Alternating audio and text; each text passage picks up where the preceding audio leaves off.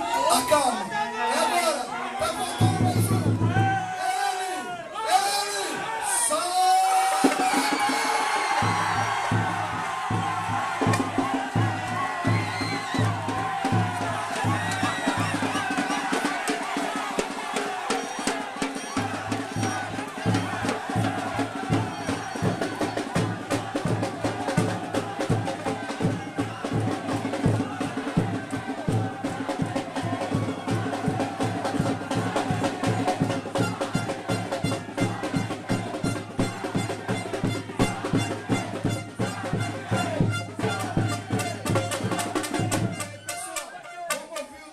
Candidato Salek, vamos ouvir.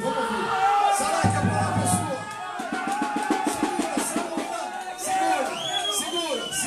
Segura. Vai lá, Salek. Boa tarde a todos presentes aqui nessa Casa de Rei.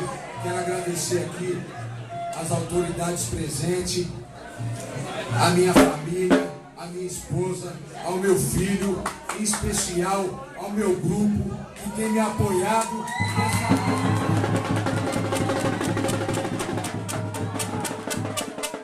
porque sem esse grupo maravilhoso eu não sou nada. Aquele trabalho lindo que eu tenho naquela comunidade, na Zona Sul, eu só tenho ele por causa desse grupo que eu tenho aqui.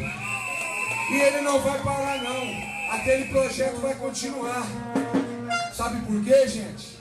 Porque eu tenho pessoas que confiam em mim nessa cidade.